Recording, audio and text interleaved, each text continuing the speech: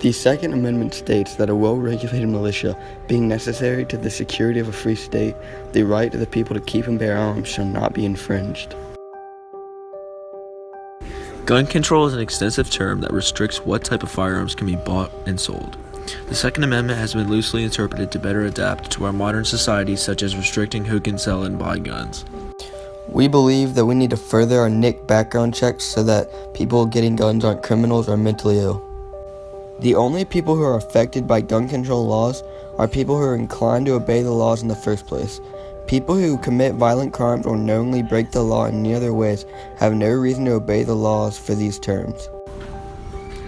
Today, gun control is a federal law that prohibits certain people from legally obtaining firearms, such as criminals, the mentally ill, drug addicts, illegal immigrants, veterans with dishonorable discharge, and permanent restraining disorder. Federal law requires gun dealers to conduct a background check through an FBI database. In the world today, there are many holes in the judicial system. One of these holes is that small-scale dealers are not required to do background. The arguments against gun control. Gun rights advocates see gun possession as their guaranteed rights.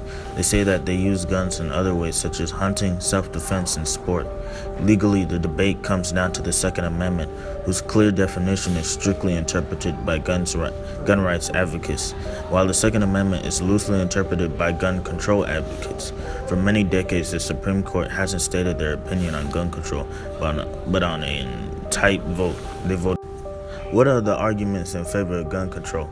Pro-gun control advocates are very numbers and statistics based. America has far more guns and gun violence than any other country. In 2013, according to the Centers for Disease Control and Prevention, the nation has had more than 30,000 firearm deaths, 70% of all homicides, more than half of suicides, and hundreds of accidental and unsolved deaths. Fewer guns, better records on those who have them, and some restrictions. A 1994 survey conducted by the U.S. Centers for Disease Control and Prevention found that Americans use guns to frighten away intruders who are breaking into their homes about 498,000 times per year. Strict gun control legislation is an attack on the Second Amendment. The gun rights position. As detailed in the Second Amendment, our founding fathers saw the right to bear arms as a fundamental liberty of every law-abiding citizen. The gun control position. True, but the key words of the Second Amendment are a well-regulated militia, which gives us context for the meaning of the right to bear arms. Where does the American public stand on gun control? Over the past 25 years, Americans have been declining in their support for gun control.